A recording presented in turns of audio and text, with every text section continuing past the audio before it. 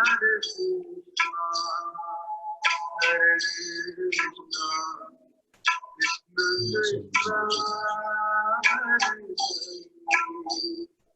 Hare Krishna, Hare Krishna, Krishna Krishna, Hare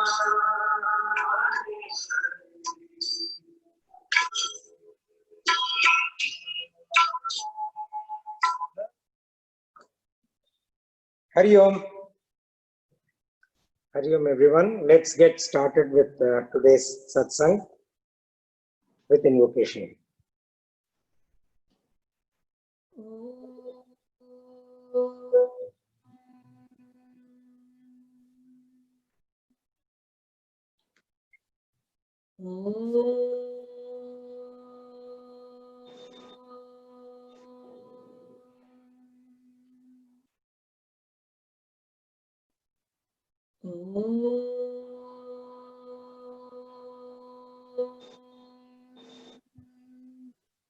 Sahana vavatu, sahanau bhunaktu, sahaviryam karavavahai, tejasvinavadhitamastu ma vidvishavahai.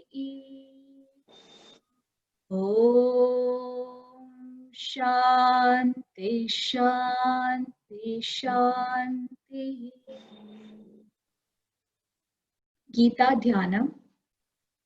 Om Parthaya Pratibhuditam Bhagavata Narayanena Swayam Yasena Gratitam Purana Munina Madhye Mahabharatam Advaitamritavarshini Bhagavati Ashtadashaadhyayini Amba Tvamanusandhatami Bhagavad Gite Bhavadvishini Namostute Vyasa Vishala Buddhe Pullaravindaya Tapatra Netra Yena Tvaya Bharata Tailya Purnaha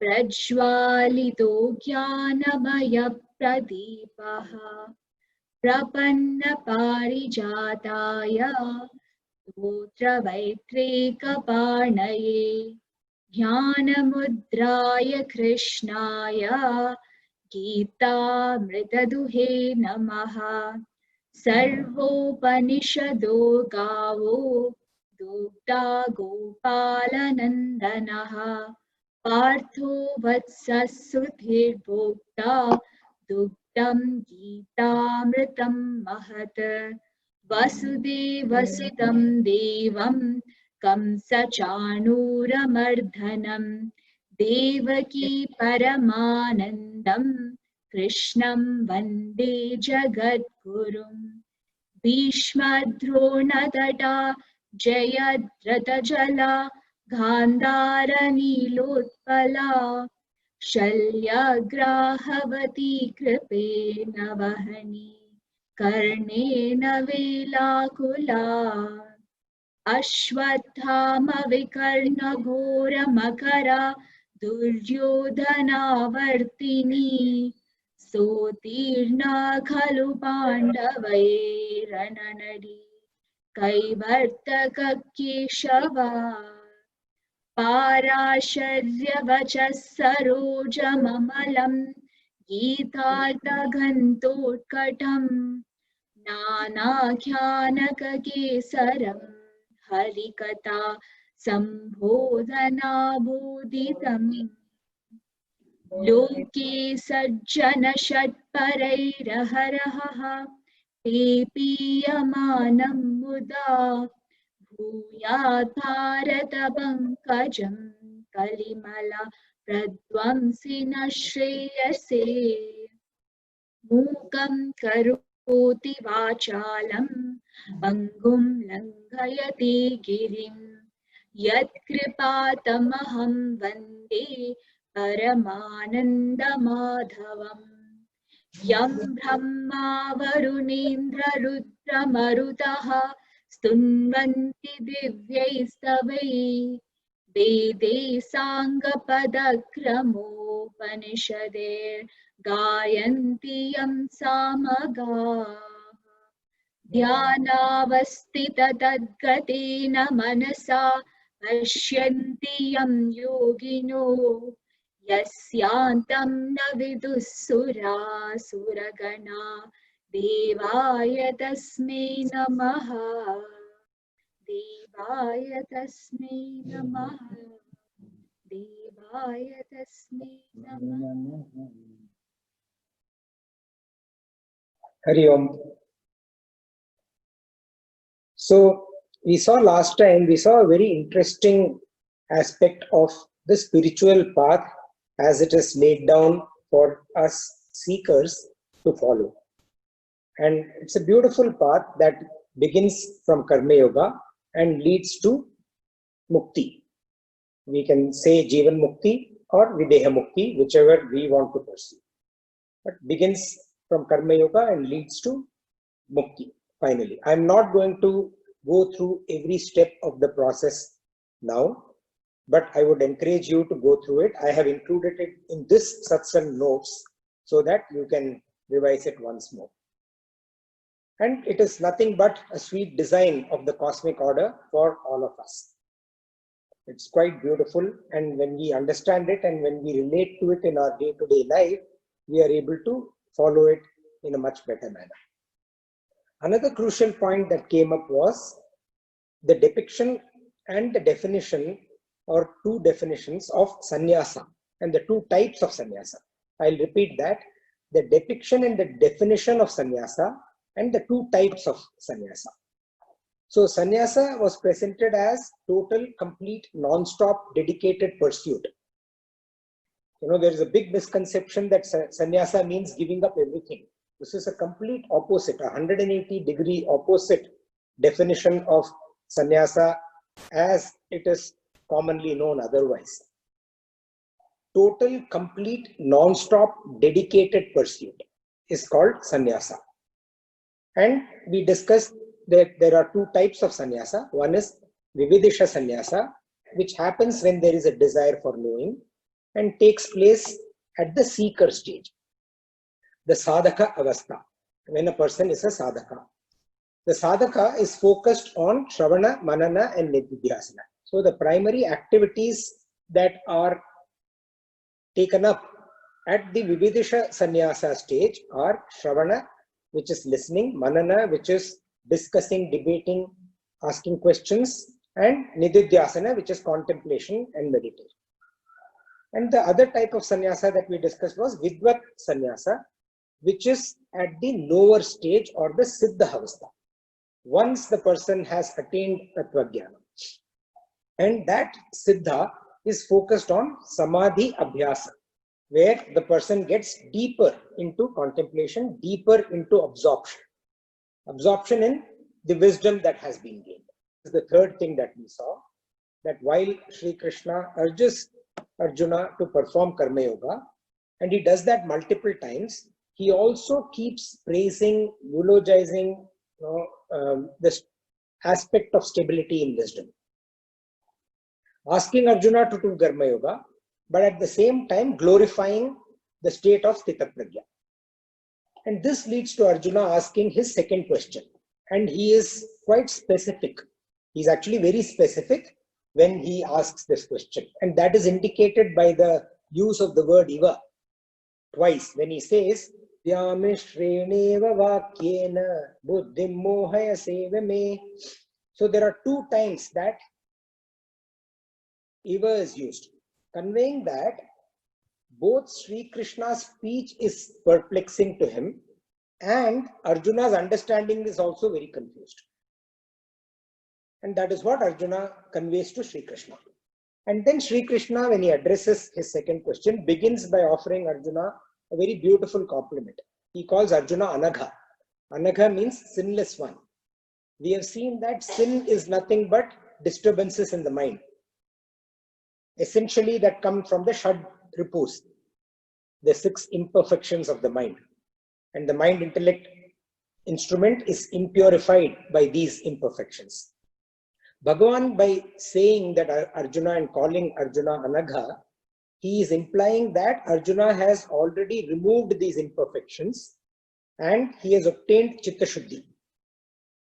And after obtaining Chitta Shuddhi, that has further enabled him to acquire Sadhana Chatushtaya. And finally, he has also gone through to the stage of Guru Upasadana. Right? Thus, Lord Krishna, Bhagavan, is encouraging Arjuna to continue in the path of Karma Yoga by calling him Anagha. And that path of Karma Yoga begins with Karma Nishtha, or that attitude of dedication, that attitude of committed pursuit, the Vyavasayatmika Buddhi. And that then leads to Jnana Nishtha and Bhakti Nishtha, determined pursuit. Thus, Sri Krishna says, to answer Arjuna's question, the person who is the yogi, the yoginam, that person abides in Karma Yoga, and that person who is a Sankhyanam, the person who has attained the wisdom, that person abides in Jnana Yoga. And he also tells Arjuna that the internal transformation comes from Karma Yoga. One interpretation of this that we can come to is, and we lead to further in today's session, in today's satsang, is that one can force pranayama. There are bandhas, there are various ways. One can actually force pranayama. Prana can be regulated, prana can be controlled, but one cannot force the mind intellect to be quiet. And Bhagavan says, Nahi kaschit shanamapi jatu tishtati akarma krita. So indeed, not even anyone can certainly remain without performing action, even for a moment. And that is because this person is driven to perform action, constantly keeping on working by his nature. Because the mind is constantly working, the body needs to constantly work. And the mind is constantly working because of the inherent qualities and the nature of this person that makes this person act helplessly. He does not have any control over it. And if one tries to forcibly quieten the mind, then what would happen? We will begin today's satsang with that. Bhagavan covers that in the next verse. Karmendriyani samyamya Karmendriyani samyamya Yaaste manasa smaran Yaaste manasa smaran Indriyarthan vimudhatma Indriyarthan vimudhatma Mityachara sa uchyate Mityachara sa uchyate. Karmendriyani samyamya Yaaste manasa smaran Indriyarthan vimudhatma Mityachara sa uchyate. Vimudhatma. So Bhagavan is using that term. Vimudhatma is that deluded person. What kind of deluded person? That person who is trying to forcibly quieten his mind. And this kind of a person who forcibly quietens his mind is, we can say, is actually a doctorate in delusion, a PhD. We actually started Srimad Bhagavad Gita with the concept of delusion. We have discussed it a lot. Arjuna was deluded, and that's why Bhagavan had to start with this teaching of Bhagavad Gita. And this delusion is what leads to the person asking or person trying to control or reining in the mind of that person. And when you try to rein in the mind, that is a forced action, because of which the person then imitates the other person who is already attained that stable wisdom. And how does this person imitate someone who has attained stable wisdom? By restraining or controlling the organs of action. Karmendriyani samyamya. The organs of action that act outwardly, which perpetuate to our environment, those organs of action, he constrains, forcibly restrains them. Actually, we can see this kind of people are growing in number, drastically, uncontrollably growing in number. Ranging from some that are unfortunately arrogant religious institutions to very polished, will not be arrogant outwardly, very polished, yet blatantly commercial yoga training centers, that churn out yoga teachers who are not fully qualified, and the previous religious institutions who are, preaching and growing a sense of followership. That is, we can see that uncontrollably growing in today's world. So this is a very, very relevant verse as far as this modern current era is concerned. So this person, this Vimudhatma, Karmendriyani Samyamya. But then what is happening inside such a person? Manasa Indriyarthan Smaran. So while the Vimudhatma, while the deluded person is controlling and reining in the organs of action, in the mind, the Indriyarthan, in the mind meaning Manasa, in the mind, Indriyarthan, the sense objects, Smaran, he is constantly remembering, constantly repeating. So inside the person's mind and intellect is roaming around all over the object world. That is what is happening. And when that happens, Bhagavan says, Sa uchyate mityachara. Such a person, he gives a title, is called a hypocrite. Mityachara. Mithya is false. Achara is conduct. A person of false conduct.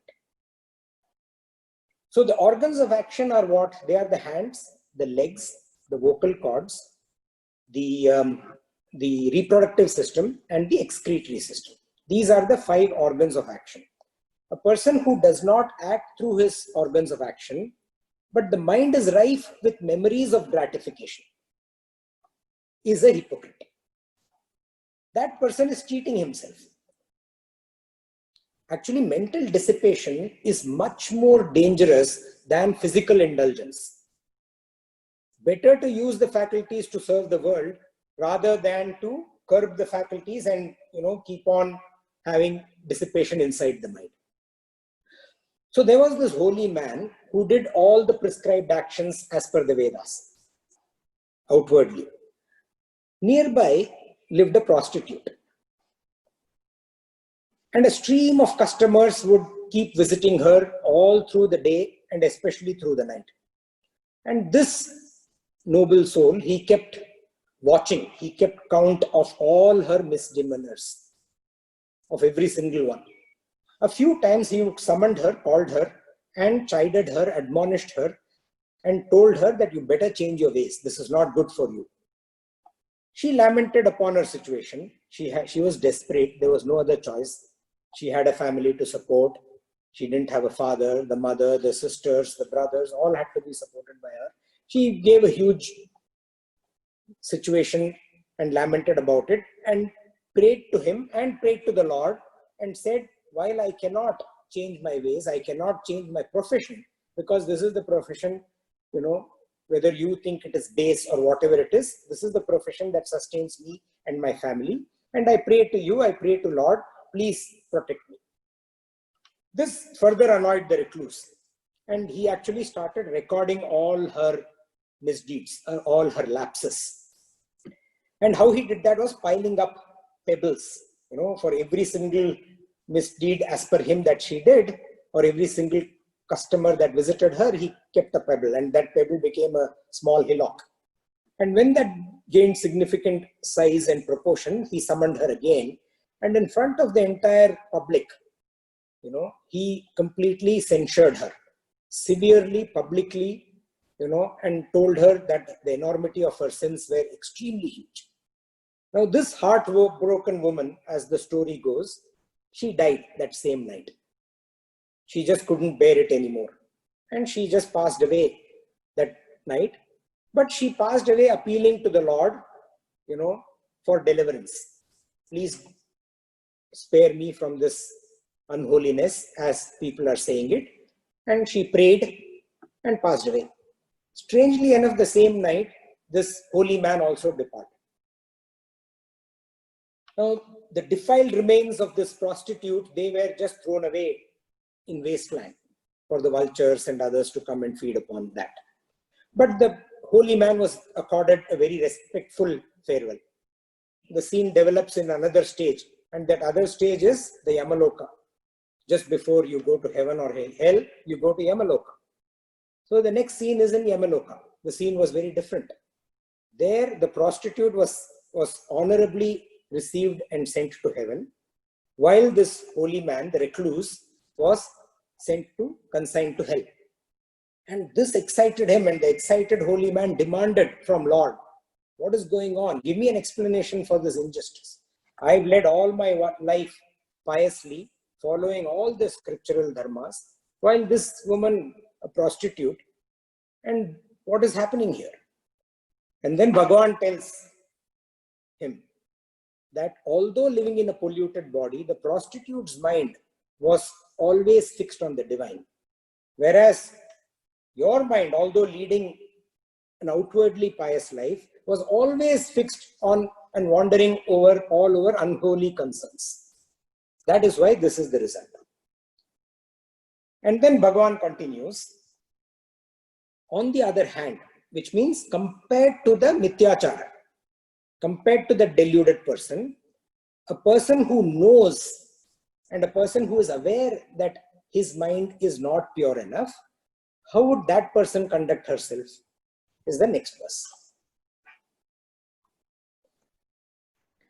Yatsvindriyani manasa Yastvindriyani manasa niyamyarabhatirjuna Niyamyarabhatirjuna karmendriyai karma yogam Karmendriyai karma yogam asakta savishishyate Asakta savishishyate Yasvindriyani manasa niyamyarabhatirjuna karmendriyai karma yogam asakta savishishyate.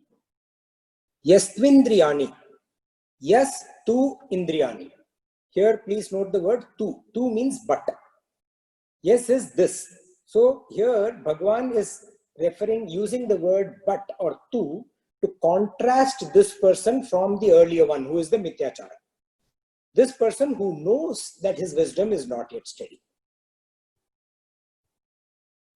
Niyamya indriyani manasa arabhate. This person controls the senses, which is nothing but the organs of perception, the organs that receive from the outside, in contrast to the organs that perpetuate to the outside. Controls the sense organs, using the mind, utilizing the mind, manasa. This person controls the sense organs. Niyamya indriyani, manasa. Using the mind, niyamya, controls the indriyani. And arabhate, arabhate means commences. Commences what? But before that, how does this person control the mind? How does this person control the senses? We did that in chapter 2. Nitya sattvastaha. Nirdvandvo nitya sattvasto. Niryoga kshemam atmavan. Nitya sattvastaha. Always firmly established with the mind, using the mind, which is always firmly established in that Vyavasayatmika buddhi, which is the attitude to do karma yoga. Using that determined mind, controls the senses. And commences what? Commences karmendriyai karma yogam. Engagement of his organs of action in the discipline of karma yoga. While asakta savishishyate. Asakta means internally detached. And savishishyate, this person excels. And he says, O Arjuna, the Bhagavan he calls the attention of Arjuna, calls Arjuna's attention to note the difference between that impostor, the farce, and the actual yogi.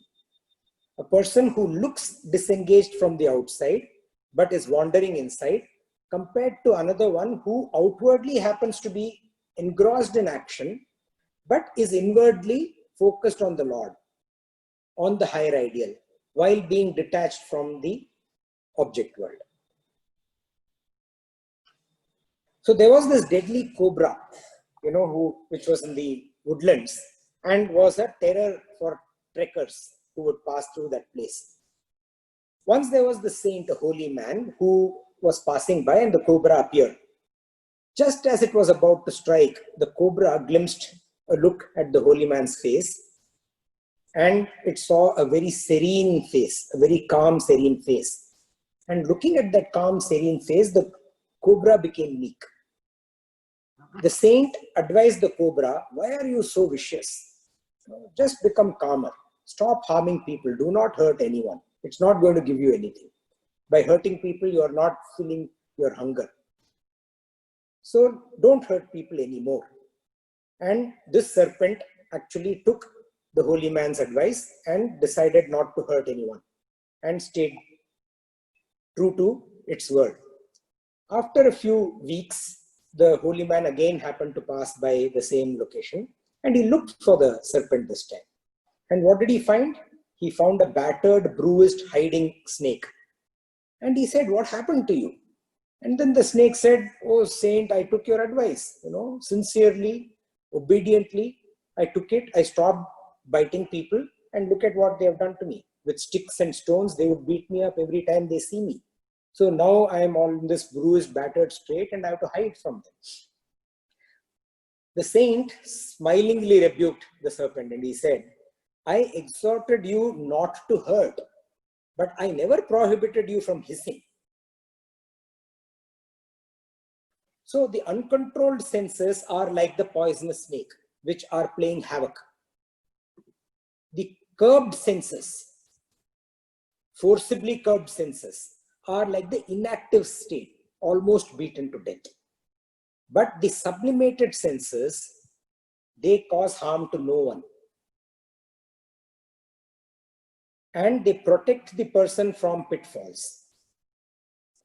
and elevate her mind and intellect to a purer state where you can easily get rid of the Shadripus. Let's move to the next verse. Niyatam kuru karmatvam Niyatam kuru karmatvam karmajyayo hyakarmanaha karmajyayo hyakarmanaha sharirayatra pichate sharirayatra pichate na prasiddheda karmanaha na prasiddhyeda karmanaha niyatam kuru karmatvam karmajyayo hyakarmanaha sharirayatra pichate na prasiddheda karmanaha. Here Bhagavan is instructing Arjuna. Arjuna, you perform your prescribed and obligatory duties, because action for you is far superior to inaction. And even basic bodily livelihood and maintenance would not be possible if you pursue inaction. Niyatam is prescribed. Kuru karma, perform actions and duties.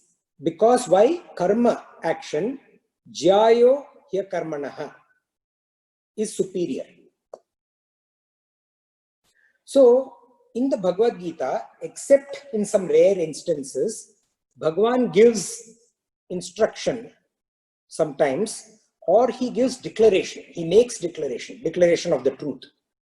So before giving an instruction or before making a declaration of the truth, Bhagavan thoroughly explains his reasons for arriving at such conclusions. After a logical sequence of arguments, now he is telling Arjuna and he is instructing Arjuna to perform his duties. Since he says, for Arjuna, action is superior to inaction.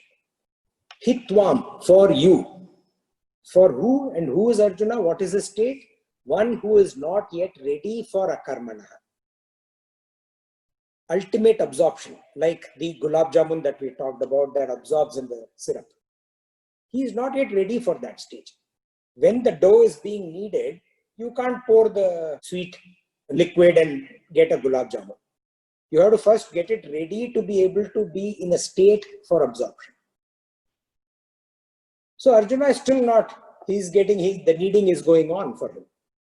So at that stage, for you, when you are not ready for that ultimate absorption, and not only that, you are aware that you are not ready. You are not the deluded person, the Vimudhatma, who is rejecting that you are not ready. You are aware and you acknowledge the fact that not only are you not ready, but progress takes time and also happens in stages. And you are going through the stages. For you, there are prescribed duties which are obligatory in nature. The Niyatam Karma. The Niyatam Karma means prescribed duties. And these prescribed duties are of two types. The first one is Nitya Karma. Nitya Karma are daily duties or regular duties.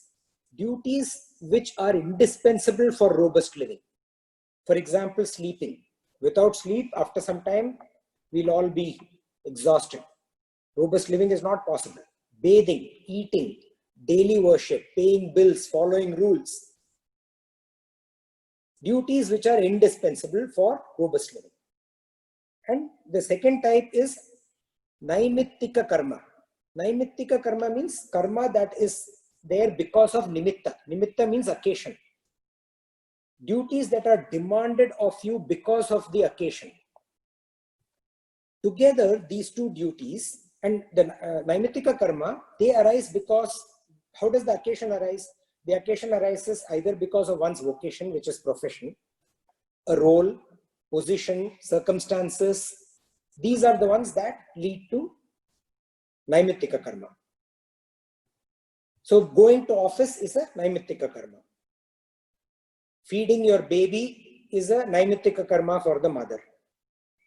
Looking after a friend who is unwell, circumstantial, is a Naimittika Karma for the friend. So together, these two, Nitya Karma and Naimittika Karma, they make Niyatam Karma. And Niyatam Karma are karmas or duties that bind us, which we ought to do, we must do.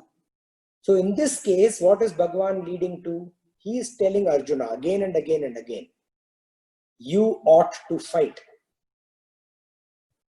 O Arjuna, you are the king, you are the protector of the masses, of the subjects, and at this point in time, your Niyatam Karma demands that you fight. For a soldier who is in the war field, who is in the battlefield, the karma is to fight. For a surgeon who is in the operation theatre, the karma is to operate. Whoever it may be, his son or daughter, doesn't matter. And sometimes one of them takes precedence over the other. For example, it is okay to not eat or not cook, which is also a duty if you have to go and take care of, let's say, your friend who is unwell. So one can take precedence over the other. And Bhagavan says, Hitvam, for you. These are Niyatam Karma, prescribed duties. And these are Jayo Akarmanaha, superior than inaction. These prescribed duties. And if these prescribed duties are not performed, then what? Apite Sharira Yatra.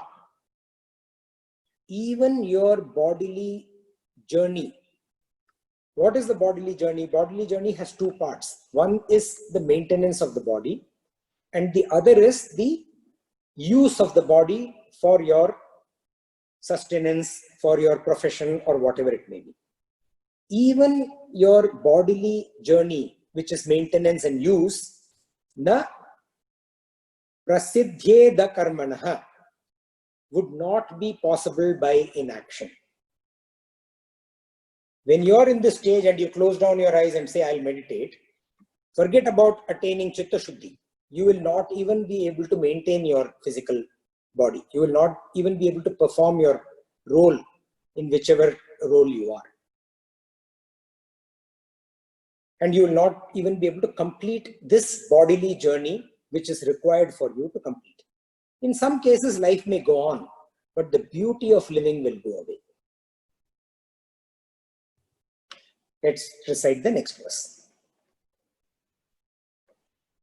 Yajñātāt karmano nyatra Yagyarthat karmanonyatra lokoyam karma bandhanaha lokoyam karma bandhanaha tadartam karma kaunteya tadartam karma kaunteya mukta sanga samachara mukta sanga samachara yajñātāt karmano nyatra lokoyam karma bandhanaha tadartam karma kaunteya mukta sanga samachara.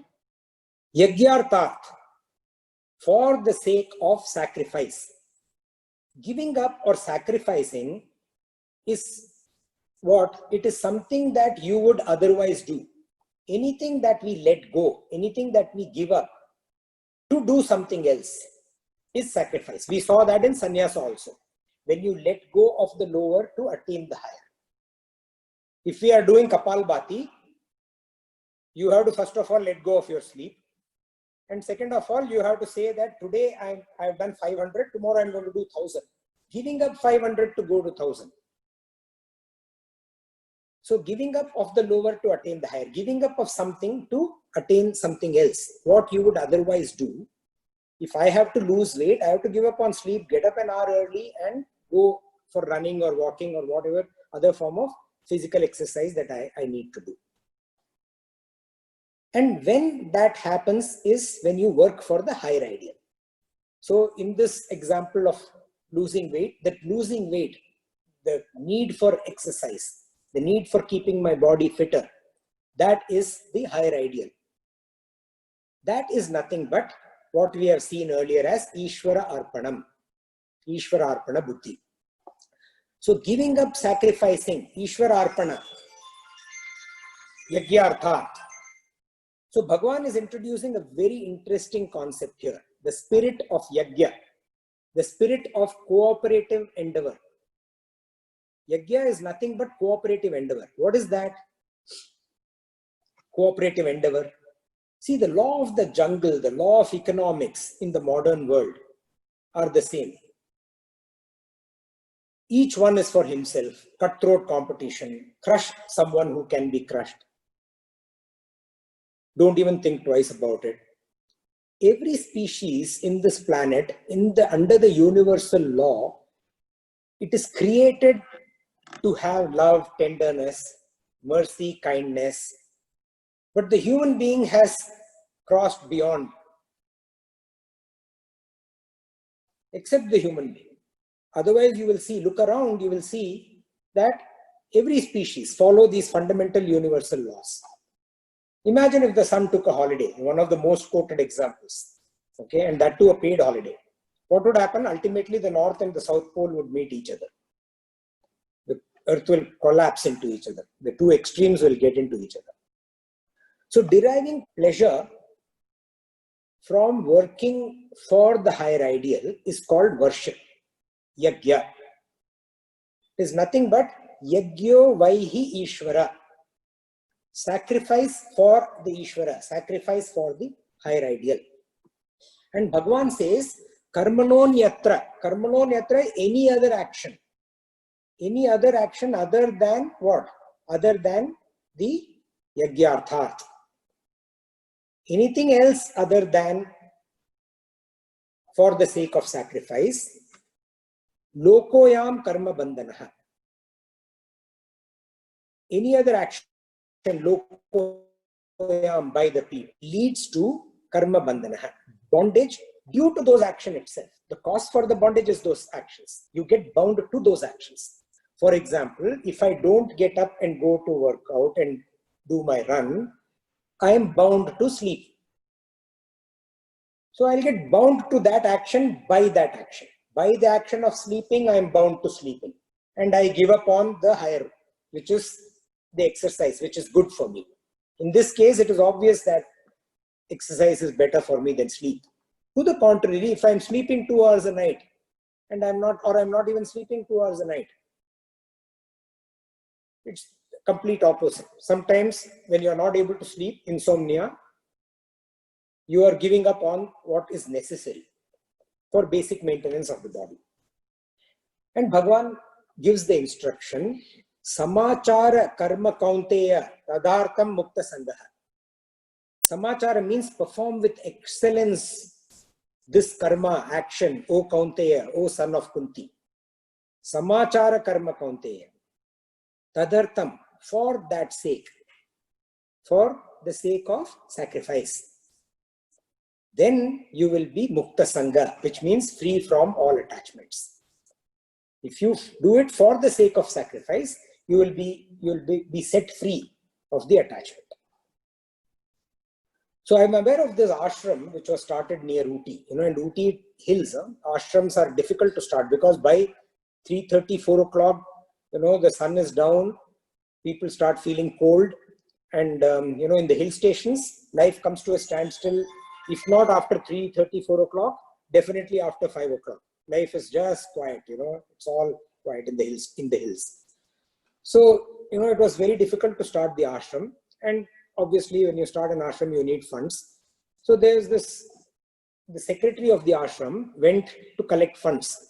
There was this lorry company owner from whom the funds were being collected, one of the prospective donors, who was known to be a pretty miserly fellow. So he would say, come tomorrow. And that come tomorrow continued for 9 days, 8 or 9 days. Okay, and it was come tomorrow, come tomorrow. On the 8th day, this person was so annoyed. I keep telling you, come tomorrow. Don't you understand? Why are you keeping on coming here? He said, sir, shall I come tomorrow? The secretary says. This guy got angry, the lorry owner. He spat on his face. Literally spat, spit on his face. This guy, the secretary, calmly took out his handkerchief, wiped his face, and then he says, sir, this is for me. What is for Lord Krishna, for whom the ashram is being built? So, this guy was truly, and otherwise a very determined person, hard worker. He was hell-bent on, making sure that one of the followers is this person who is fairly miserly. So, true feeling of that I feeling is gone away. Mukta Sangha, completely. That didn't even feel that sense of insult for that purpose of service. Because otherwise he was a perfectly fine gentleman, not a insult taker. He will give it when it is required. Life, like I said the other day, is a series of actions. So in this case, this person, from a series of actions perspective, he was perfectly fine. But in this case, he took it. For what? For the bigger cause that he was working towards. Mukta Sangha. Beautiful example that I witnessed, through someone else though, but yeah. So this led me to think, some of my experiences. So we were setting up this organization, the India Center of an American company. And typically when you set up an organization in India, there are two promoters. And these promoters are actually two individual human beings. You have to go find two individuals. It's a very funny way defined by the registrar of companies. I don't know if they've changed it. There was some recent amendment. They may have changed it, but I am talking about 2001, 2002, 2001. So at that time, two individuals are promoters and set up the organization. Once the organization gets registered, the ownership is transferred to shareholders in the organization from these individuals.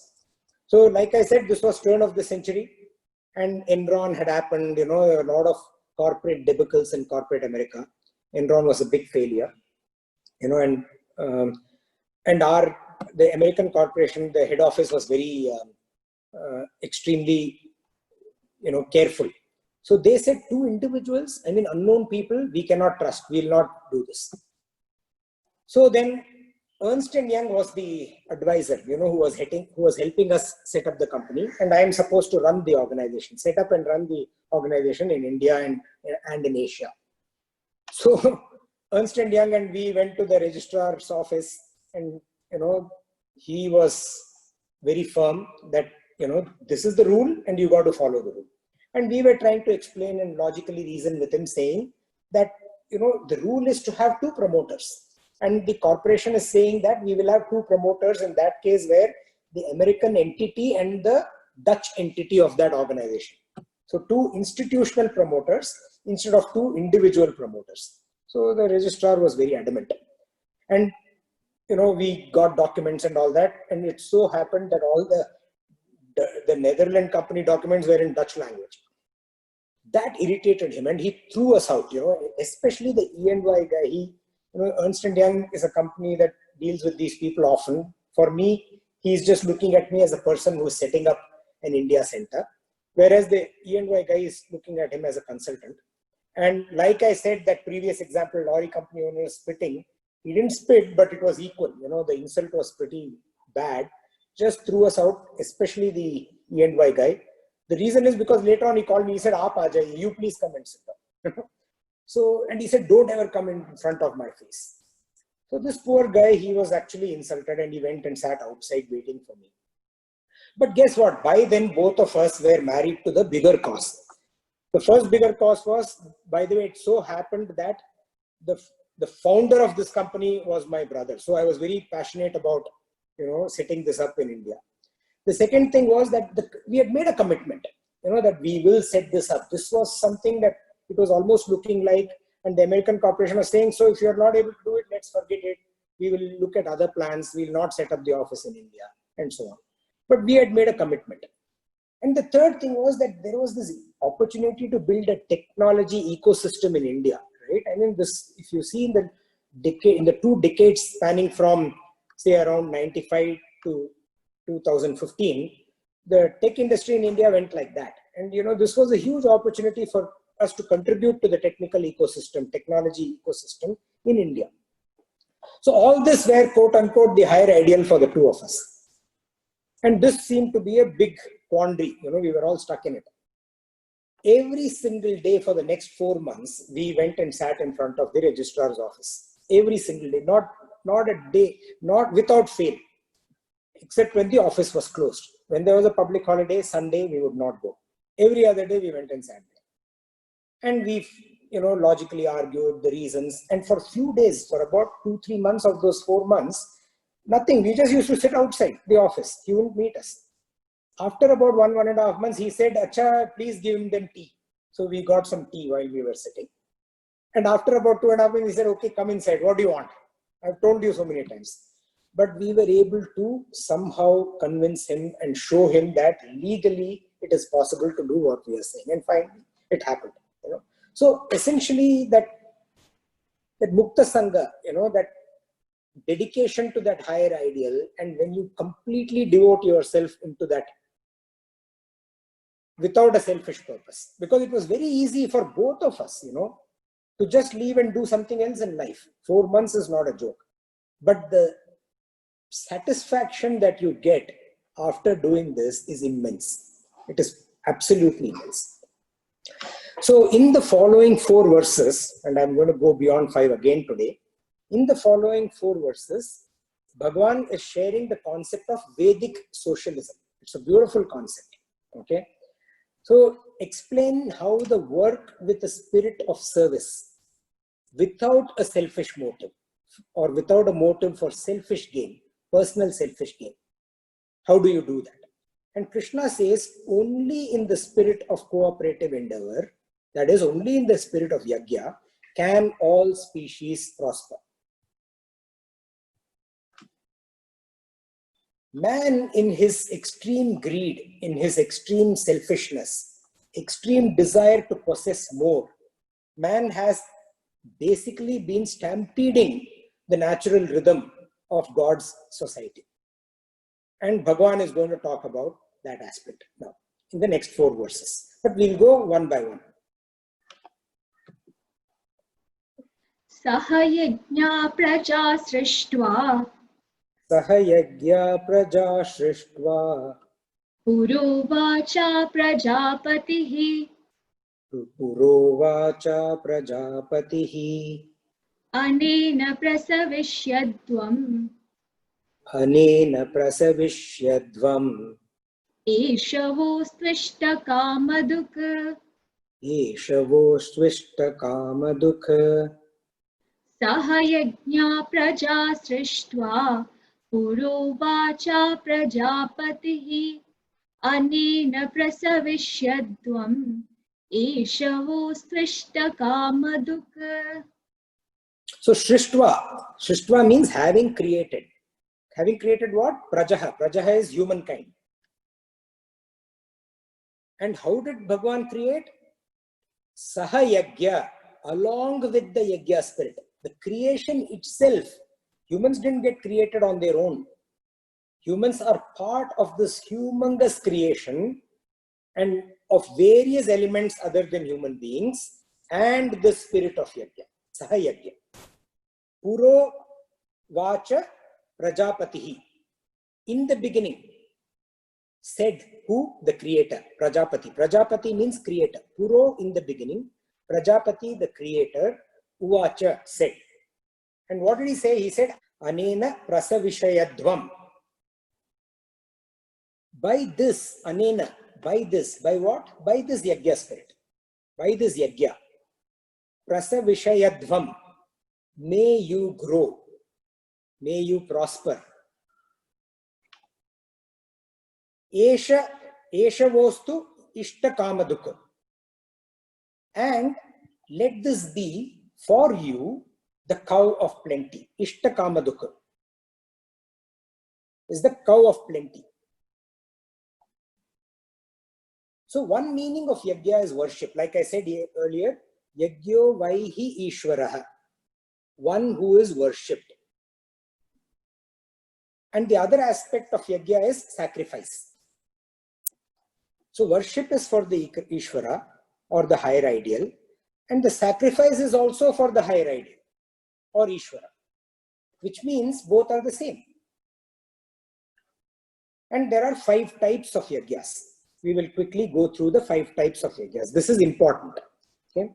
The 5 types of yagyas are Deva Yagya, Pitru Yagya, Brahma Yagya or Rishi Yagya, Manushya Yagya, and Bhuta Yagya. We'll go through each one of them. Deva Yagya means sacrifices made for deities.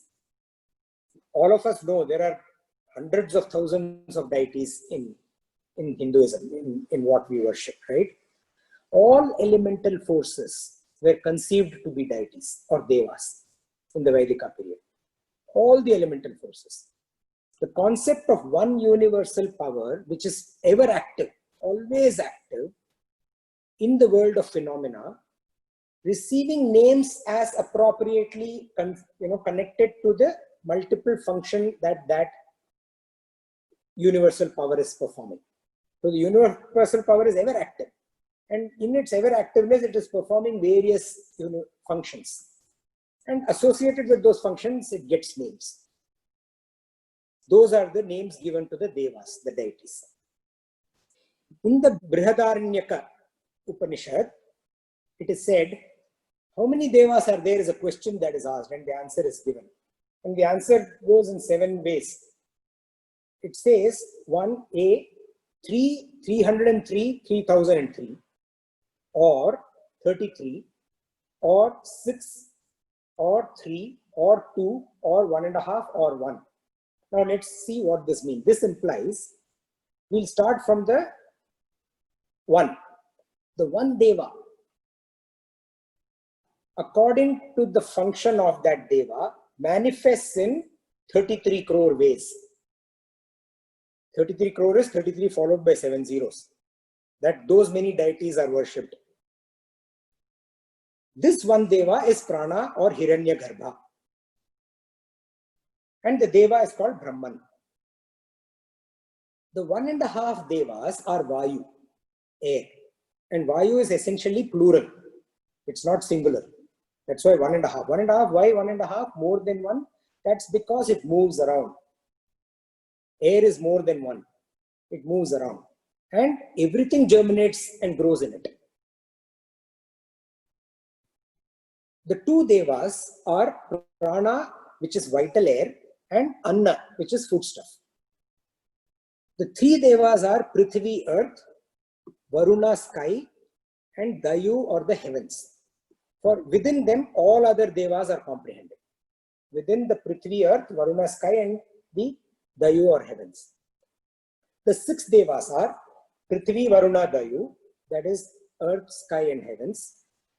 Agni, fire, Vayu, air, Surya, sun are the other 3.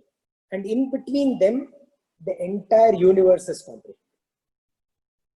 And the 33 core devas, these are the core devas. The 33 core devas comprises of the 8 Vasus. The 8 Vasus then further are comprising the 5 elements.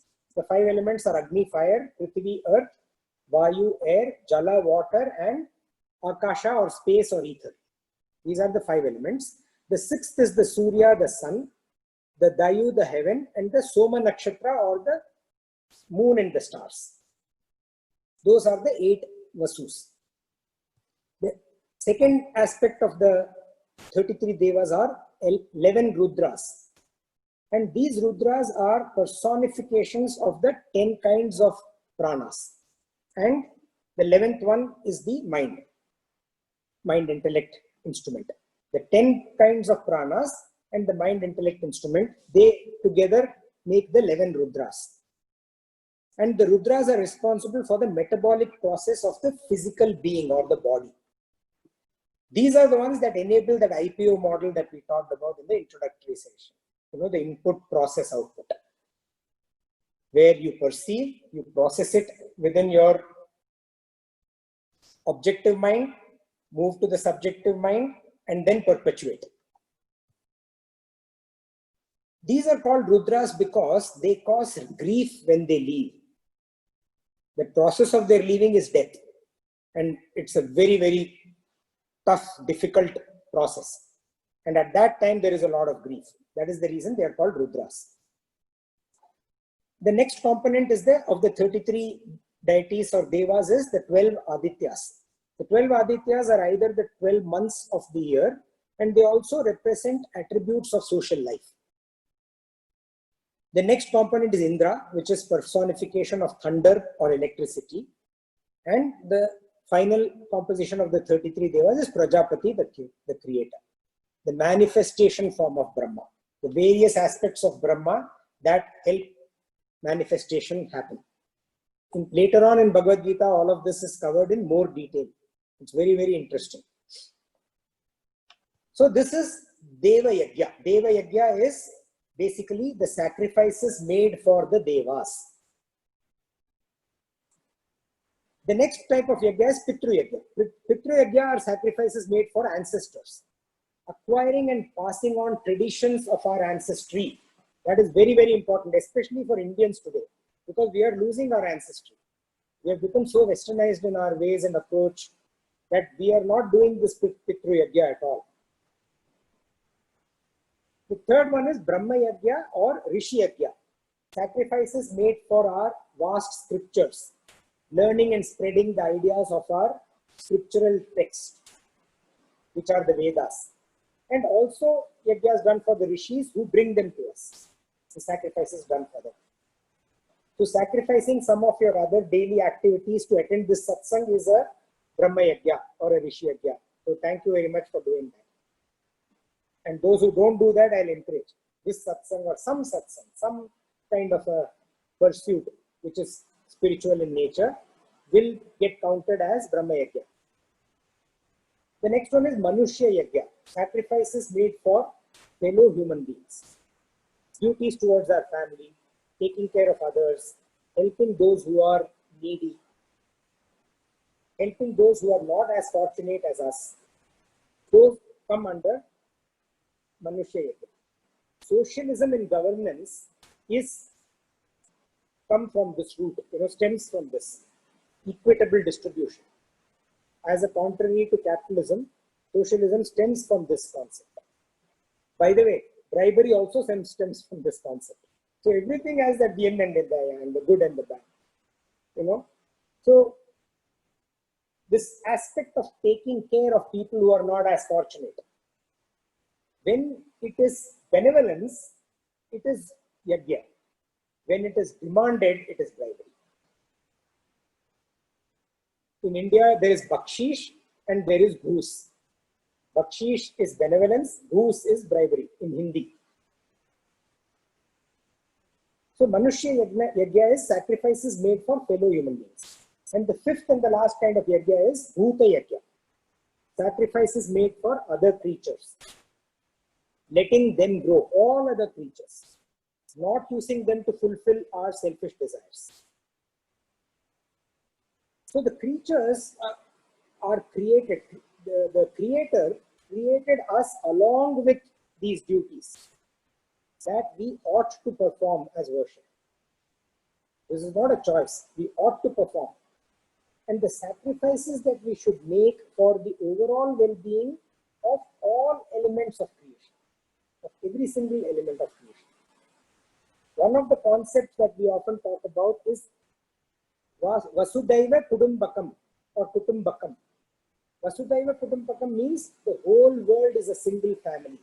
Vasudha means earth, Eva is one, Kutumbakam is family.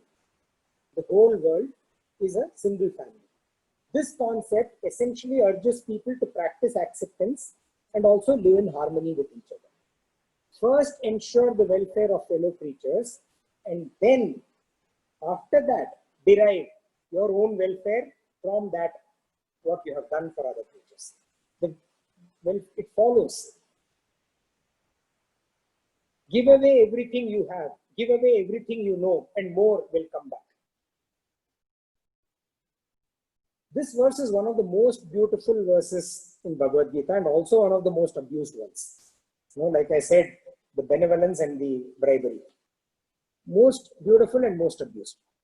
The Creator created the universe as one cosmic community, along with the spirit of service. One huge cosmic community along with the spirit of service. And also gave the capacity to sacrifice to people. All of us have the capacity to sacrifice. It comes naturally to animals. It comes naturally to plants. It comes naturally to other creatures. But we, because of our intellect, have taken away that natural ability. We have that inherent, inbuilt capacity of sacrifice. And with that, the Creator wanted us to live together, share, grow, and prosper together. And we will see how he continues to expound on the same in the next verse. Devan bhavayatanena Devan bhavayatanena te deva bhavayantu vaha te deva bhavayantu vaha parasparam bhavayantaha parasparam bhavayantaha Shreya paramavapsyatha Shreya paramavapsyatha Devan bhavayatanena te deva bhavayantu vaha parasparam bhavayantaha Shreya paramavapsyatha. Devan bhavayatena. With this yajna spirit, may you nourish the gods. Bhava is spirit, Devan bhavayatena. With the spirit of sacrifice, may you nourish the gods. Te deva bhavayantu vaha. And may those gods nourish you in return. When we are saying gods here, it is universal. Reference of one, Deva Yajna, but remember it implies for all the 5 yajnas. So the same implies for Manushya, Bhuta, Pitru, every others. Parasparam bhavayantaha. In this way, mutually nourishing one another. Shreya param avapsyatha. You shall attain the highest good. The highest good. Shreya. So in nature's law, not even for a single moment do elements of nature disobey. When there is perspiration, there is rain. It's raining now. It cannot disobey that. At some point in time, that change happens and it starts pouring. It is only man who disobeys and creates all the sorrows that the world is witnessing. And today made a promise to myself. I'm not going to talk about Corona. I uttered the word. I didn't want to. These affect not only man, but these affect other beings as well. This disharmony in nature is created by this egocentric and selfish desire approach of human beings. And when our behavior is perfect, God says, when our behavior is perfect, nature shall be perfect. Nature is nothing but a reflection of our own behavior. And the Lord actually commands nature. He orders nature. When humans cherish you, you will cherish them back. And nature follows it beautifully. We don't follow. We don't cherish. He further goes on to say, Ishtan bhogan hi vo deva Ishtan bhogan hi vo deva dasyante yajna bhavitaha dasyante yajna bhavitaha te dattana pradhayebhyo Dattana apradayebhyo yo bhunte stena eva saha Yo bhunte stena eva saha Ishtan bhogan hi vo deva dasyante yajna bhavitaha te dattana pradhayebhyo yo bhunte stena eva saha. So just like a victorious king is invited by a vanquished king and showered with gifts, put on a pedestal, showered with gifts, in a similar way, the mighty devas shall bring to you whatever you desire when they are nourished by sacrifices. That is what Bhagavan is saying. He's saying the gods, Deva, Yajna Bhavitaha, nourished by sacrifice. The Devas nourished by sacrifice, Dasayante, will give to you. Ishtan Bhogan, desired objects, whatever you desire. And then, however, a person who receives and enjoys nature's bounty without offering or sharing, that person, God gives that person a title. So God says, indeed, Dattan, given by them. Dattan Tayar Dattan means given by them. Apradaya means without offering. To whom? To them. You got it from the nature, but you are not offering to the nature. Apradayabhyo, to offering to nature. And this person who bhungte, enjoys, eva saha, surely that person is stena. Stena means a thief. So a person who receives and enjoys nature's bounty without offering back, actually without first giving. In the previous verse, Bhagavan said, you first nourish and then you will be nourished right back. But forget about first nourishing. Receiving but not nourishing. Receiving but not giving. That person gets the title of a thief by Bhagavan. Mahatma Gandhi said, the world has sufficient for everyone's need, but not for one person's greed. On the other hand, Bhagavan continues, Yajnashishtashinas santo Yagyashishtaasinas santo Muchyante sarvakilbishaihi Muchyante sarvakilbishaihi Bhunjate te tvagam papa Bhunjate te tvagam papa Ye pachantyatmakaranat Ye pachantyatmakaranat Yajnashishtashinas santo Muchyante sarvakilbishaihi Bhunjate te tvagam papa Ye pachantyatmakaranat. Yagyashishtasinaha, one who enjoys what remains after sacrifices. Santo, the noble soul. that noble person. Muchyante sarva kilbishaihi. Muchyante is are freed. Sarva kilbishaihi from all sins, from all the impurities. Te, those who, ye is who. Pachan is cook. Pachanti.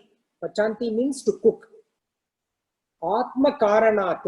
Atma karanat. Pachanti atma karanat. Who cook for their own sake. Who do things for their own sake.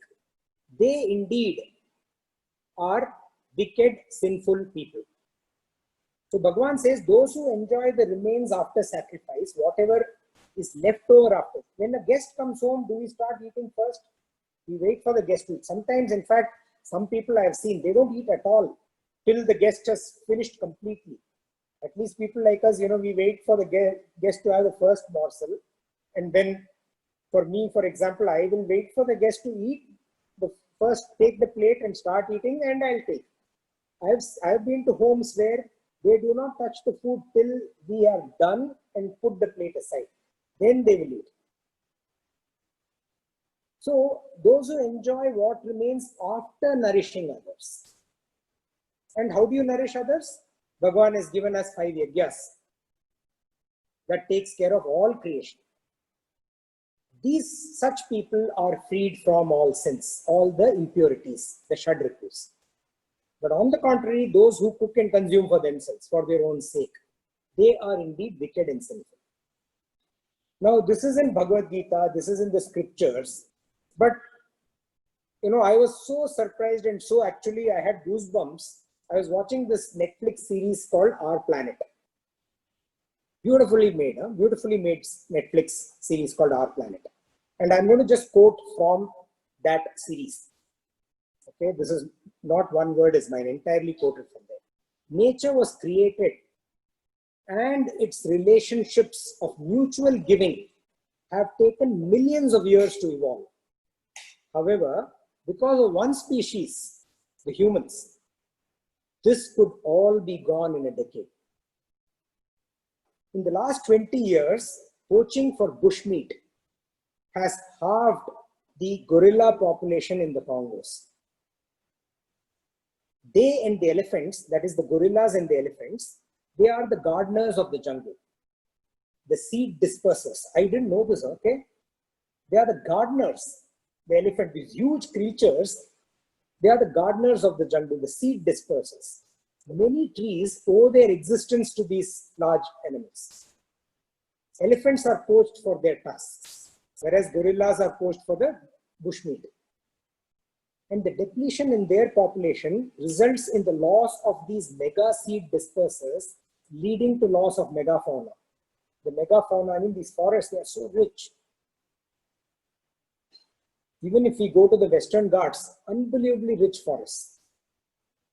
And in the last 10 years, I've been living in Bangalore since, the late 90s. But the last 10 years I've seen, there is humongous depletion in the Western Ghats and the Eastern Ghats, the forests. This will have far-reaching impact on the future of our planet's second largest rainforest. The diversity of the rainforest depends on no one species gaining the upper hand. And here the humans have this crazy upper hand. This is quote unquote from Netflix, the Our Planet. Encourage you to watch. So let us hope that our planet overcomes the assault of human beings and human beings learn to live using the principles of Karma Yoga, which are to care, to share, to reciprocate, to give forward and then to receive back. Hari Om. Om Asato Ma Sadgamaya Tamaso Ma Jyotirgamaya Mrityorma Amritam Gamaya. Om Purnamada Purnamidam Purnat Purnamudachyate Purnasya Purnamadaya Purnameva Vashishyate. Om. Shanti, Shanti, Shanti. Hari Om. Shri Gurubhyo Namaha. Hari Om. Thank you, Sarita. Hari Om, any thoughts, questions, comments? I think the more deeper we are getting into Bhagavad Gita, the lesser questions. So I was just thinking, there's no question because it's getting, as you said, it is getting tougher. But I felt that today's verses kind of, explained each and every aspect of, what someone needs to do in life. The Nitya Karma to the Niyata Karma to, everything it touched upon is what I felt. And how do you, kind of take decision at each juncture? For example, when you were talking about even the bribery and the benevolence and everything, right? Uh, I felt like, it touched all the aspects today. Right. Yeah, I would say yes, it was pretty comprehensive and the very relevant aspect of how humankind needs to take better care of the planet, at least the planet, if not beyond the planet, and learn the art of giving and then receiving, and not use the planet for entirely for selfish purposes. Yeah. Hello, Nipun. So basically, I had a confusion between verses 6 and 7. Like 6 says that restraining sense organs is basically a act of pretension. But on the other hand, 7 says that if you control it via the mind, it's fine. So like I didn't really get the exact essence of it. So the verse 6 talks about restraining organs of action, not sense organs. Karmendriya. Okay. So the karmendriya are the organs of action, the hands, the legs, the vocal cords, the reproductive system, and the excretory system.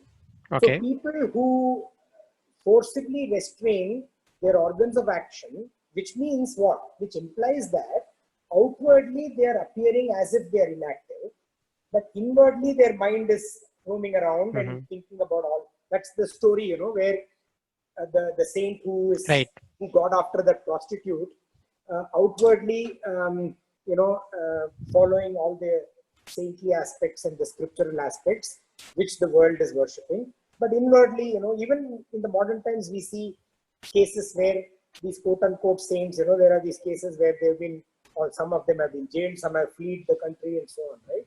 Obviously, something has gone wrong drastically. And so, where you are restraining your physical expression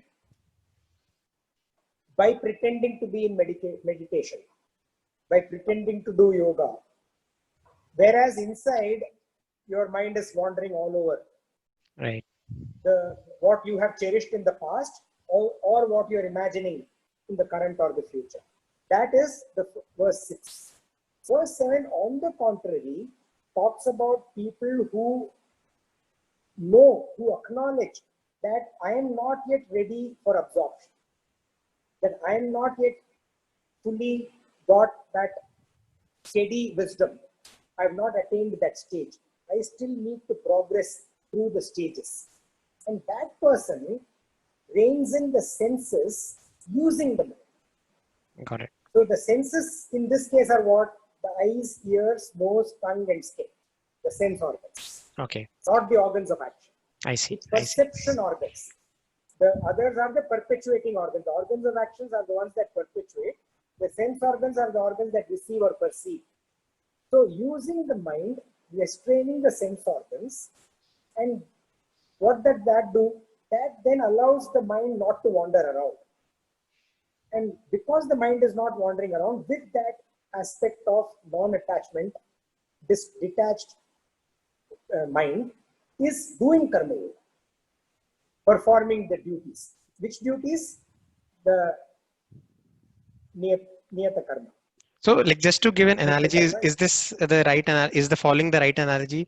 Say, I have a gulab jamun in front of me. I really want to eat it. My mind is all around it, but I don't eat it. That's verse 6. But if I really don't get the temptation to eat it, that's verse 7. Is that the correct analogy? So the verse 6 is you are dreaming about the gulab Yeah. jamun, you're salivating inside here in the mind, but you have just bound your arms and not, you know. Right. So maybe most people do this to make that impression. Okay. Whereas verse 7 is there, you are saying that you are the gulab jamun is there, okay, great, you take it, taste it, very nice, but your being is generally for other karma yoga. It is not dwelling in the gulab jamun. It is not dwelling in the sensual pleasures. Not that it's not enjoying. By the way, that snake story, it's not a curbed senses. It is not saying that, oh, I will not even taste. I don't have any taste. I don't even feel the taste.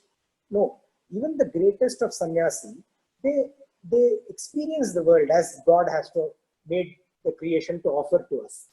So experience the world, seek nourishment and get nourishment from the world after you nourish the world. You know, so getting that nourishment is fine. Enjoying briefly the taste of that gulab jamun is fine, which means you're not curbing, but it is sublimated. You know, it is in a state where you experience it, you are not dwelling in it. If it is not there, you are not going to miss it. If it is there, you are okay, and then you do the yagyas. Well, thank you so much. Hi, Srini. I'm a new joinee to this group. I was introduced by Aditi. Hi, Amit. And usually I ask a lot of questions. I realize this is more than just about Gyan from Gita. You had varied examples from all walks of life. So I hope I can continue and keep up with the pace. Absolutely. Okay, I think if no other thoughts, we can. Anyone else? Okay, thank you, Hari Om. We'll see each other again on next Saturday.